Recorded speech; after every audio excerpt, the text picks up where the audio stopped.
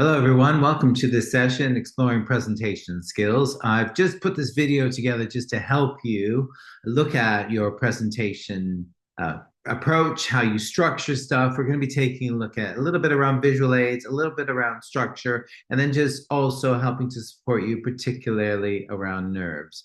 Before we get started, I just wanted to remind you that I will be working with you in a small group in a virtual workshop just to take a look at your presentation and just give you some support, some feedback, and some encouragement as well. So all this, I still want you to think about how you can bring yourself and bring your personality into any presentation that you're doing. But you'll also sometimes just need to think a little bit more about your skill set. How can I be a little bit more clear and specific about the message I want to get across? And also just to remind you, because I know many of you work in possibly data or research, that the audience doesn't really care about your details. What they really do care about is what your clear message is and what your recommendations are for the presentation that you're giving. Also, as well, don't just wait for presentations to show up to aim to practice this as a skill. Do think about the project updates that you go to, the meetings that you go to, and any other time that you formally have to just give over some information or recommendations in the team or in the workplace. Also, just remind you, I will like you to present something on our workshop. So if you can prepare 3, 5, 7 minutes maximum, just some kind of formal presentation that you can deliver, hopefully on a work-based subject. If you can't really think of anything, you could possibly do a project update if you're currently working on a project and want to give us a little update on that. We can be whatever audience you want. If you're really, really stuck, you can maybe put together a quick presentation about your dog or your cat or your favorite holiday destination. So it's nothing I want you to worry too much about, but I just want you to find some time to put a little bit of a structure together for a very simple presentation that we can use for the workshop. So I'm just going to share my slides with you. These slides will be made available to you as a PDF, so you'll have that for your own reference. But let's get started here. So there we go. Here comes my slides. Lovely. So the objective really for today, for the next sort of 30 minutes or so, will be giving you some ideas around structure. I'll take a look at visual aids because particularly in the virtual space, we really do need to use visual aids or start to consider how we use our visual aids. And then give you some time just to consider nerves and anxieties, how you can maybe start to reduce them, diminish them a little bit. But the important thing to think about with nerves is that it's not about getting rid of them completely. It's more about how can you harness them? How can you start to recognize your rituals and use those to inform your performance? So just before we get started, I just want to remind you of this great quote from the American academic, actor, and writer, Maya Angelou. She talks about how she's learned what people will forget what you've said, and people will also forget what you did, but people will never forget how you made them feel.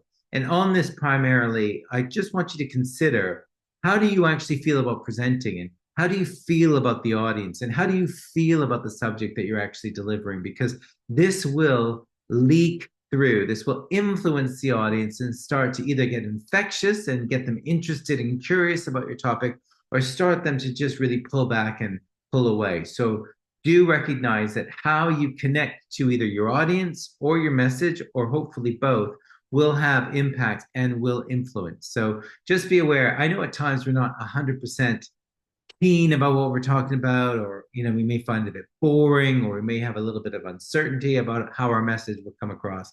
But I really want to encourage you to start to connect to the message and to the audience to really start to have a bit more impact. Because generally, most people are nice and are kind. They generally, genuinely want to be there. But a lot of times we see presenters who don't want to be there, and that can be quite off-putting to the audience. So think about either connecting to the message or to the audience, or potentially both, just to have a little bit more impact and really start to have that emotional connection with your audience. Now, to start with structure and to explore structure, I'm just going to give you a few simple structures that you can start to use. Now, you don't have to use these structures, but structure is, one, a great way for the audience to understand the journey of your presentation, so the kind of logic of your presentation. But also a useful and important element to structure is it allows your nerves to get a little bit more under control. If you've got a bit of structure and a bit of knowledge as how you're going to present it and what the kind of story or shape of the message is going to be, will help you relax a little bit more, also allow the audience to relax a bit more, and it can help you with the nerves. Structures you can be flexible with. You don't have to stick to them 100% of the time, but again, just gives your message a little bit more clarity for both you and the audience. But before we get started on actually writing a presentation or thinking about our content, what I'd like you to consider, and I'm just going to draw here on the slides, just think about maybe one thing that you want to change in the audience. Do you want to change how they think? It's the way that they think about this topic or about your data. Or do you want to change their feelings? So what do they feel about your topic? Do you want to shift that? Or there's some actions that you want them to take. Is there something you specifically want them to do? Is there some behavior you want them to change? Or is there some action that is really critical for them to take based on your findings, on your research? So before you even get started, it's useful to think about what do you want to change in your audience? Just one thing you want to change in them. Not all these things, just one. If I could change their thinking, how would that be? If I could change what they feel, what would that emotion be? And then finally considering, or could it be an action that, just one action I want them to take, and be very, very, very explicit with that, because that will really drive the intention of your message. And people who are the most effective communicators have a clear intention about their message. If you just throw a lot of data at them, yeah, no big deal. People aren't going to be that interested. And for the most part, if you've got a lot of data, share it with the audience. They'll take that away, they'll look at it. But what they really want you to do is help guide them through how they should change how they think, or change what they feel, or change what they do. I just want to share with you also as well how people have a tendency to prepare, but also unfortunately use that same tendency to actually present. So what happens is, and this is what's called the pyramid principle, and it comes back a lot to how we study in academia, how we are aiming to prepare research and information, both in a professional way, but also in an academic way. What we do is we kind of think about, okay, this was my approach, and I present, well, this is my approach, this is my initial question, this is the methodology that I use for a bit of my research and my data, and then I analyze the data, and then I did conclusions. So we're starting down here, we get our sort of arguments together in these three different areas. And then what I want to do is then explore and explain the data and the information that I've come across and I've deciphered, and then I'll give a recommendation. Now, to be fair, that's a fine way to prepare. However, it tends to really focus on the details. And if you've got enough time and maybe a bit of an academic and specifically interested audience, they may have enough patience for this to listen to you and spend time just trying to understand what it is you're trying to convey and the information and the details that you've gathered and gained. And also, if the audience is smaller, they'll tend to be a bit more patient. But for the most part, I want you to think about how you do a much more top-down approach. So you may have spent some time preparing in this bottom-up approach, getting my arguments together, getting my data together, getting my recommendations together. But I really want you to present, generally recommend that you present in the opposite way. So really leading with your main findings and your recommendations first. This is the principle called bottom line on top. This is what I want you to take away, or this is what I want you to think or feel or do differently. So that think, feel, do. You can then start to separate it. These are my three areas, my three topics for my presentation that I'm going to talk to you about. These are the three arguments I explored. And then when I'm looking at the first argument, I would spend more time on that first point than the other points. Maybe on the second argument, a little bit more detail, but not too much, especially compared to my first topic point. And then my last topic, a little bit of detail, but not very much. So we just really want you to start to think about recommendations front and forward, and the most interesting, most relevant topical point to the audience, that will be the first area that you present. So just to give you a bit more of a different look at it, what I want you to think about is, again, we tend to find, especially in much more data-driven environments, workplace environments, people spend a lot of time on the analysis, the detail, all that kind of stuff, and then end with a little bit of time on the conclusion. And actually, we'd rather you do the opposite. Spend more time on your recommendations and your conclusions, and then just a little bit on analysis. And what can also help you with this as well is starting to just really structure and create some kind of story, some kind of narrative that you can give the audience, which again drives them towards that conclusion and recommendations and really avoids going into deep analysis. If people want that, again, you can always share it with them.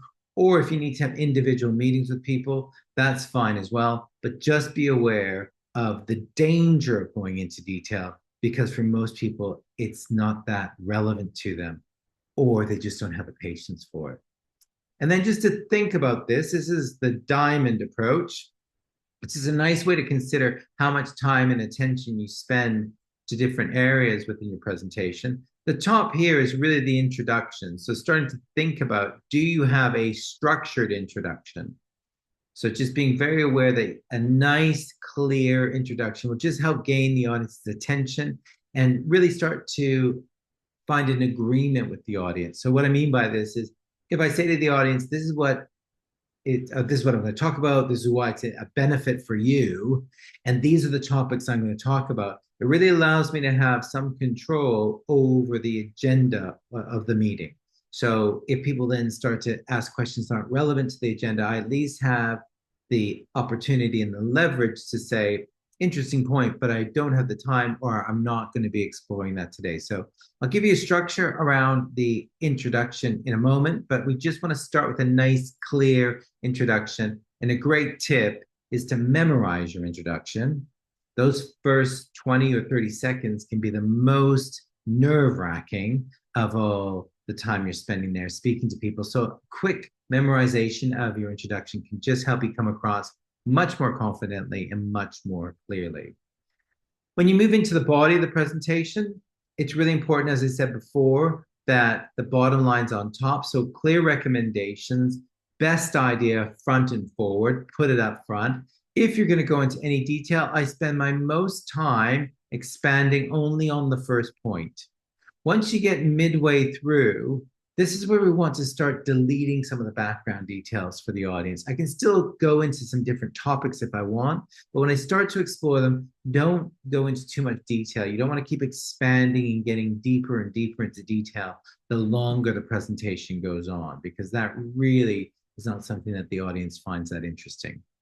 You may want to do a quick summary. So you're going to, in the introduction, tell them what you're going to tell them what you need to tell them in the body of the presentation. And then at the end, just a quick summary of the key critical points. And then if you're clever enough, there's a thing called the recency effect. And that means that the audience remembers the last thing that they hear. So as you're winding down the presentation, maybe throwing over to another colleague or moving on to further discussions, just think about how you want the audience to leave your presentation. So asking them to challenge what they think or how they feel or what they do around this topic can be a great way just to confidently and clearly end the presentation. So that's the call to action is quite critical. I mentioned also as well the importance of introduction. So I do want to spend just a few moments thinking about this in a really, really simple way of doing your introduction and structuring your introduction is doing what we call the ABCD approach. So A is for attention. Really, really simple. You don't have to be that clever. You don't even have to tell a joke. You can just say, hi, my name's Paul, or good afternoon. Doesn't really matter how much you go into this. Some people use the TED online talk structure with maybe start with the idea of imagine. I'd like you to imagine something different or new. You may want to tell a quick anecdote.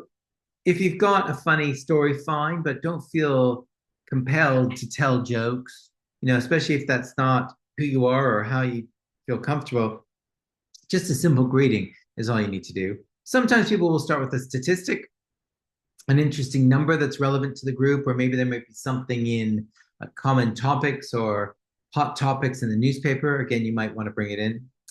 Benefits, this is really about what's in it for them. So saying to them, you're giving me 20 minutes or 10 minutes. This is what you're going to get out of it. So being very clear as to why they should be interested, why they should be curious about the information that you're sharing. Credentials is really just why you. You may want to say, I've been looking at this research for so many weeks or months or hours, whatever it may be. And then finally, direction. This is just highlighting to the audience of your topic points. So I'm going to talk to you about point one, point two, and point three. So giving them an agenda to the presentation can be a really good way of, again, dealing with objections. So if people are starting to challenge, they want more stuff, it's just ensuring that you've done a little quick agenda so the audience knows what to expect over the next few minutes. And then you're moving into the body of the presentation. So on this, I'm just going to show you 6 ways that you can structure your presentations. Most people just really get their 3 topics together, but sometimes it can be a bit more interesting to kind of look at some of these structures. The first one is chronological, so past, present, and future. With the past, present, and future, don't spend too long in the past and not even that long in the present. People are more and more interested in the actual future, but just being very clear about the timelines or timescales that you're using for your presentation can be good. Very simple. Here's the problem. Here's the solution. Sometimes people do, here's the problem. These are the different options, and this is my proposal. That's called the POP structure. So problems, options, proposals. That's also a nice way of doing it, especially if you know that you're going to get a lot of kickback to some of your potential proposals. So sometimes putting in the different options can be a useful way of working through some of the challenges that might come up.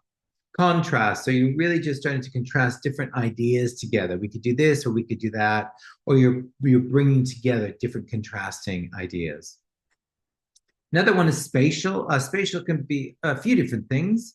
It could be actual using color. So, if you're talking around topics, actually giving them a different color or giving them a different symbol could be a nice way of structuring them, especially if there's different types of ideas all coming together.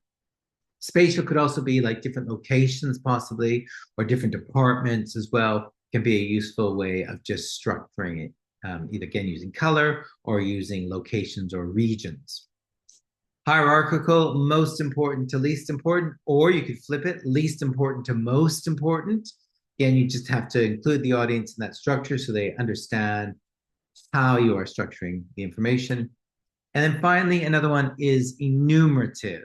So enumerative is basically where you're trying to possibly go through a lot of very disparate ideas, and it can be very difficult to get them together in some kind of structure. So what you do is you take a look at shared characteristics and you bring these different ideas and put them into their shared characteristics and are presenting them that way. So looking at specific characteristics. So this is some information about all our dramas. This is information about all our comedies. So just using different characteristics of your topic, bringing them together and presenting them that way.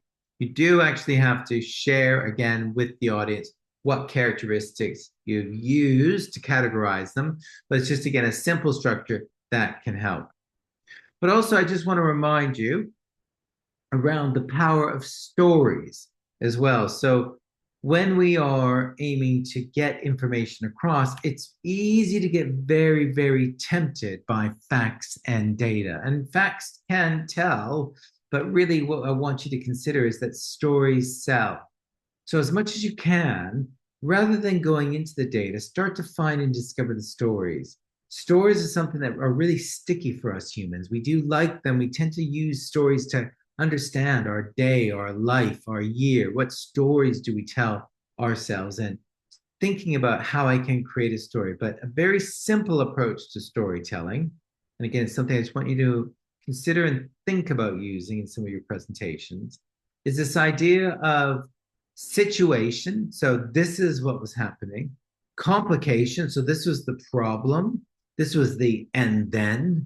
And then what was the resolution? So my day was going well until this happened. And this is what I did in order to be the hero or solve the problem.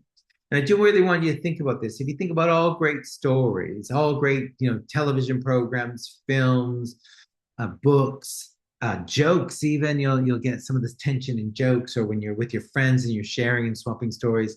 do think about, it'll start with, so this is what was going on. This was the problem or the bit of conflict. And then this was how we resolved it, or the punchline, as it were. So, as much as you can remind yourself or accumulate just simple, quick anecdotes or examples, and really start to use this structure to kind of help you go, okay, what's the situation? Explain that quite clearly. What was the complication or the conflict or the problem or issue? And then how did we resolve it? And the faster you can do that, the clearer you can do it, the audience will really appreciate it. Just to give you some insight into this, you can also use some plots. These are, useful things to consider. We have overcoming the monster. For a lot of people, monsters will be not actual monsters in the workplace, but lack of budget, lack of resource, lack of time. How did we overcome that? Or simply, rags. We had no resources. We had no ideas of how we were going to do this, but we did this, and this is what we discovered. The quest is a little bit more about we, went on a journey, as it were, but it's usually quite quick. You wouldn't want to go into too many details about this. Voyage and return. This is a bit more of an epic. You kind of link this sometimes to the rebirth. So what that's all about, I'm just going to draw this here, is about lessons. What did we take away? What were the sort of key things that we learned along the way?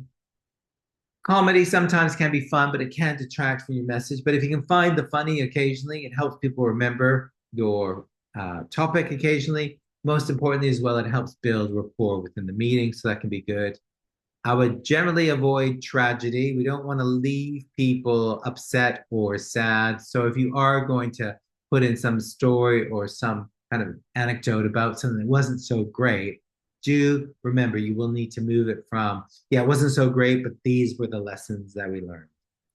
Other quick tricks that people use is this idea of threes sometimes. So if you want to kind of develop your storytelling, you can sometimes build on this concept of three. So the simple is commutative. So, an example of this is Three Little Pigs, house of straw, house of sticks, house of bricks, as it were. So you're building up.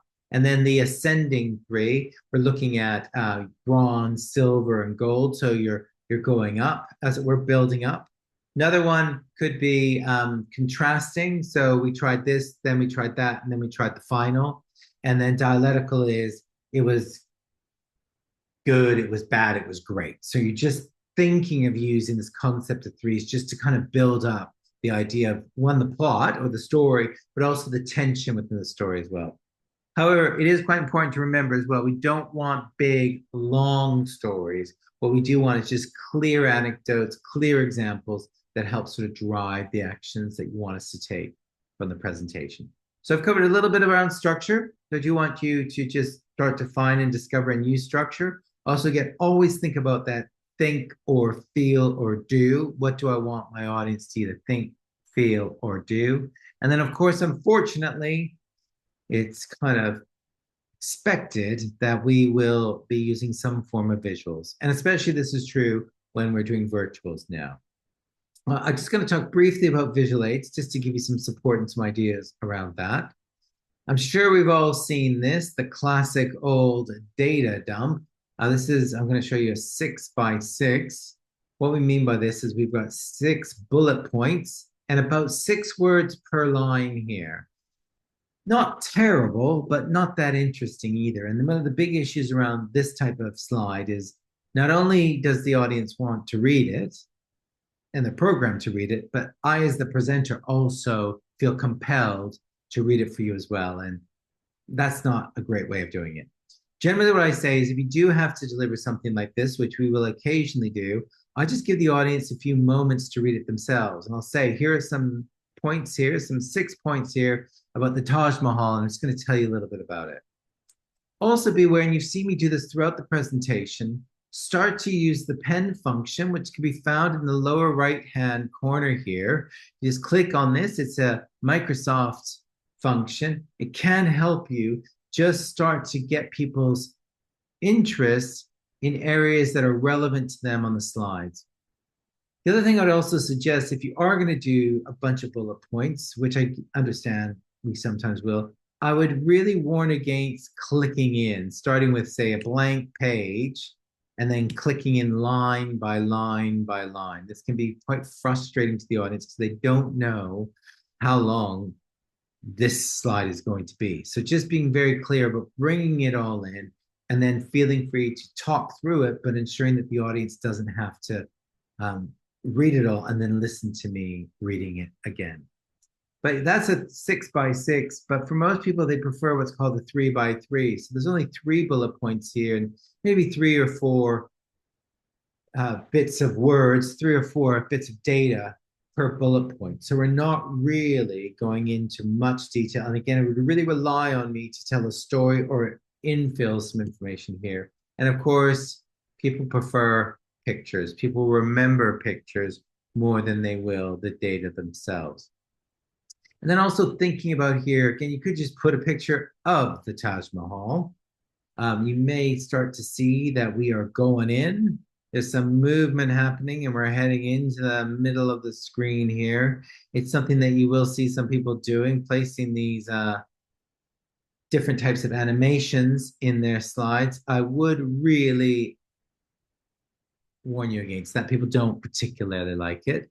But I do want you to think a little bit about, you can spread out the different types of visual aid you use. So you could do a full picture like I have here, and then do a part picture, part information on a slide here. And then you could go to a 6x6 here. But if I went from slide to slide to slide, and they're always looking the same, it does actually tend to lose its impact. So I just really want to encourage you to start to think about, yeah, I could do a 6x6, then maybe a full picture, or I could then just do a 3x3. It's called the law of diminishing returns. The more you do the same thing over and over again, the more it loses its impact. But also, we just want to keep our slides quite simple. So I just want to come out of my slides here. And what I'm going to ask you to just start to also think about is just using some different approaches, just something quite simple. So you can see here in my slide deck, one thing that we sometimes forget is using, and again, this is a Microsoft function, and I'm going to hit it here on my computer. Of course, it depends on your licenses that you have for your Microsoft programs, but sometimes using Designer can actually be a very good and interesting way to actually just start to shift the design of your presentation. So if you have access to it, not for every slide deck that you do, but for some, you may want to think about using Designer, which again can be found in your Microsoft PowerPoint programs, to help. The other thing that you're seeing here is this function, and this is called Cameo. So this is a Cameo function, and you've seen me use it also in my PowerPoints as well. And this is something that I would recommend that you use occasionally, especially if you're presenting in a way that the audience can't really see you as easily as you'd like them to, because don't forget, you are your best visual aid. So this Cameo function is found usually in Insert, or that's where it comes up on my computer. It's listed under Cameo, and you'll see up here these different types of shapes that you can use for your Cameo. I wouldn't use more than one shape, so stay consistent as it were, but just finding that Cameo, using it occasionally, can be a good and effective way to be a bit more impactful in your presentations. So using Designer, using Cameo, and don't forget to use the pen function. You can also, on your bottom left-hand corner of your screen, you may not be able to see right now, but if you hover in that area, the camera function will come up. There'll be a camera, and you can click on that, and that will turn the camera on and off. So if you want a bit of privacy, you can do that. The other thing that you may want to think about occasionally is using closed captioning. So this is also in the bottom left-hand corner of your PowerPoint screen. It's a PowerPoint function, and you will need to provide access to your microphone. But the subtitles can be quite useful for an international audience, be very, very helpful for them. Another benefit of using subtitles is it makes you, as a presenter, slow down and be a bit more articulate in your pronunciation. So don't be afraid to use it. It can be a useful tool, again, as I said, for foreigners or people that aren't used to listening to presentations in English or whichever language you are presenting in. But again, it can also help you as a presenter get a bit more focus and a bit clearer in your pronunciation and your articulation. So that's, again, closed captioning or subtitles, again, driven by you on the lower left-hand corner of your screen.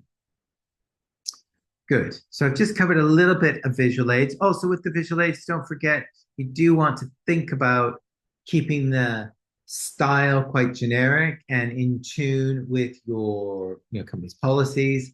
Also, as well, you may find if you are aiming to use Designer, if you have a lot of JPEGs or a lot of logos or images generally on the screen, sometimes that can stop the Designer from functioning well.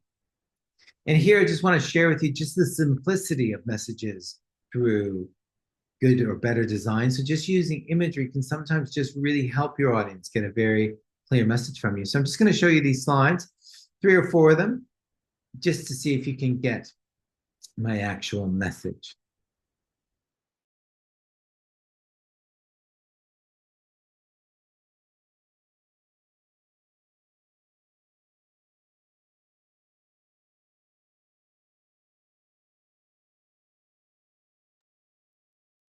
So that's it, just there.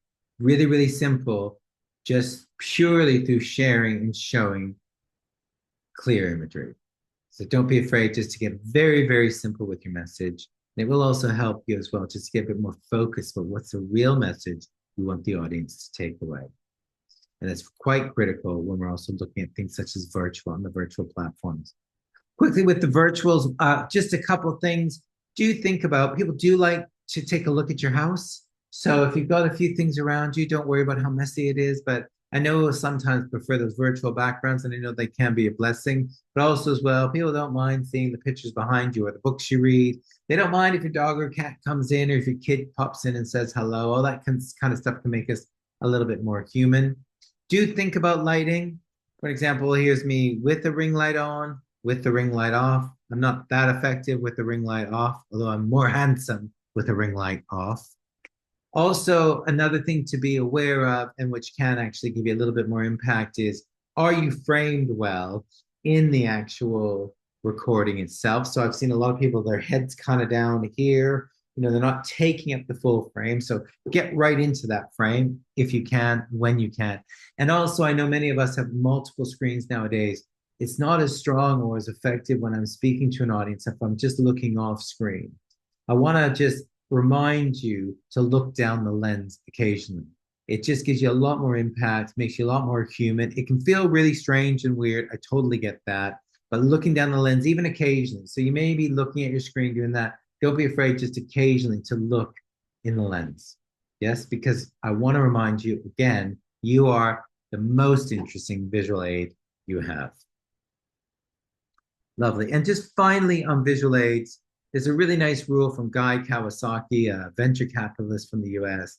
He recommends no more than 10 slides for 20 minutes, and your font size is actually quite big, 30-point font or bigger. Now, just finally, just finishing us up, I just want to talk briefly about nerves and recognize that anxieties are an important aspect to presenting. Remember also as well, this is a physical process you're going through. So your body is getting you ready for performance. You're actually communicating using your body. It's not really, not to be rude, it's not an academic exercise. It's a physical exercise. So in order to get the body prepared effectively, the body will start to generate chemicals to get you ready to do something physical. So I just want to share with you, I won't read them all out to you, but I'll just give you a moment to look at them. These are some of the biggest fears of senior executives in the US, as cited by a large bit of research done by the Wall Street Journal. So we've got many people being very worried and concerned about all the things that could happen to them. I'll just give you a moment to familiarize yourself with them.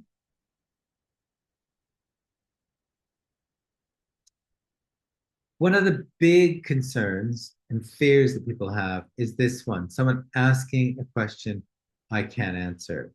So I'm just going to share with you some ways that you can cope with that. And these other areas as well, Do accept, particularly phonyism or imposter syndrome, number 7 here, that you do have to own what you know. You won't know everything, but also remember, as long as you have clear objectives, you only need to deliver what you promised the audience that you were going to do. So these are just some ways of dealing with challenging situations. And the first bit of advice I give people is this idea of preparing 5 tricky questions. So, up to 5 of the worst questions you think you could be asked about this topic. More than likely, you'll probably never be asked any of them, but even if you are, might only be 1 or 2. So, if you can prepare a response to some of the more challenging questions, that can help you, 1, to relax. But 2, if you get to the end of the presentation and let's say you ask the audience if they have any questions, they say no, you could maybe give them 1 or 2 of these questions that you prepared. You could ask them, what would you do in this situation? And that can sometimes be a nice way just to get the audience speaking and getting a chance to interact with each other. So just starting to think also as well that when we are presenting, you really want to move towards considering a conversation. Are we actually encouraging people to move towards a conversation? And the more you can do that within your presentation, the more the audience will really enjoy the experience. So again, you move towards almost facilitating a discussion rather than presenting a lot of data and information. Pre and post handles. So if I know some people have some specific areas of interest, I might speak to them beforehand and say, I know you're interested in this, but this audience is going to be quite mixed, so I'm not really going to cover that. That can be useful. Or you can always say to someone, that's an interesting question. I'd like to take it offline if you don't mind, so we're not wasting the audience's time around that stuff. If it is something you feel comfortable answering, do check with the audience to see whether or not the rest of them are interested. I've seen a lot of presenters spend a lot of time and waste my time answering a question that's not relevant to me and most of the other audience just because one person has specific interest in the topic. So do check with the audience as to whether or not they want clarification on a certain point or if it's just that person. If so, I'm happy to speak to them afterwards. Always be polite. A good rule of thumb I use is be gracious with people, but ruthless with time. Palm off. This is the idea of parking it. So thank you for that. It's an interesting contribution. I'm just going to park that or just come maybe back to it later. Or again, I'm happy to speak to you afterwards about it. Or potentially maybe I need to come back and focus just on that topic in a different presentation. Positive response, again, keeping it polite, but saying to someone, that's interesting. Sometimes be aware as well, you'll get a lot of people asking questions, but they're not actually questions, they're just comments. So you may just want to do a polite response, sort of like, oh, that's interesting. Yeah, thanks for that. That's an interesting comment. Don't be afraid to pass back. So, oh, okay, that's an interesting point. I have some ideas in it, but what would you do in that situation? Or what would other people do? So passing it on in the group as well. And the last one, I don't do it very often, but if I am brave enough, I might actually do a little put down. So just, gently putting the person down, but I usually do that with people I know and with audiences that I know quite well. But a little gentle joke sometimes, like I wouldn't expect anything other than a complicated question from you, Jeff, can get people in a bit of a better mood, as it were. But just a few hints and tips about nerves itself. These are my sort of favorite things to remember. Do prepare and rehearse. So do get it up on your feet. Do say it aloud. Again, memorize that introduction, which is right at the bottom here, but just giving yourself a chance to memorize that introduction can be useful. Remember, the more you focus on the nerves, the worse they'll become. So get very clear and focus on your message. If you focus on your message will be there. If you focus on the nerves, they will get worse. Do think about mingling and interacting with the audience. So even while you're doing a virtual, don't wait for it just to start. As people come in and join the meeting, a little chat will help. It is useful as well. And do start to break the ice and do start to chat with people and ask people direct questions, particularly on a virtual meeting or update. Don't just think that you can sit there presenting and not engage the audience. Ask direct questions. Look for people to unmute themselves. And those are the people you can then ask a question. But do tell your audience, I will be asking you some questions throughout because I do want to get your feedback and your opinions as I'm presenting. And that is a great way of getting people much more involved and moving the presentation towards a conversation. For a lot of people as well, you can see me here. I'm moving my shoulders, getting those shoulders a little bit more relaxed can be very good. A couple of good breaths. You can also do what's called 4x4 breathing, which is a great way to just calm the body down. 4x4 breathing is you breathe in for 4 seconds, hold your breath for 4 seconds, exhale for 4 seconds, and then hold for 4 seconds. So 4x4 breathing is a great thing that broadcasters use, actors use, presenters will use just to get the body to calm down for a minute. So again, it's breathe in for 4, hold for 4, exhale for 4, hold for 4. And that can just help. But also do think a little bit more about how you can start to just get the body ready, prepared, and a little bit of warm up never hurts. So a nice yawn and stretch can be very good. Nice way of just getting your body ready to go, and also allowing yourself a chance to just speak a little bit more with confidence. So good. Thank you so much for taking the time to look at this video. Again, we've just briefly talked about structure. The main thing I want you to think about is how do you want to change what they're thinking or they're feeling or what they're doing with the information. Again, avoiding spending too much time in that data so that you're really moving towards the conclusion and recommendation and spending less time on the analysis. A little bit of time and attention on really preparing that opening structure so you have a nice, clear introduction so the audience knows what to expect. Using some simple ways to engage by using some easy types of structures that can help. Don't forget to tell a story occasionally. People do like it. So what was the situation? What was the complication or the issue? And how did you resolve it? And then being a little bit more creative with your visual aids. So moving from the 6x6 to 3x3, or just a clear old picture. And don't be afraid to use Designer as well as Cameo and the tools and techniques such as closed captioning or drawing using the pen functions or other functions that can just help, as well as just being very, very aware that your nerves are necessary for your performance. It's a way of getting you to prepare and just starting to think about a few ideas just to get the body to calm down and just start to really own the message as you start to present. So thank you so much again for your time today. And again, taking the time to actually look at this presentation, to watch this video. I'll be seeing you in a few days' time. Again, my email has been shared with you. So if you've got any questions, please feel free to contact me directly. And as I said, this AI summary will be sent to you as well as a copy of the PDF. So many thanks, everyone.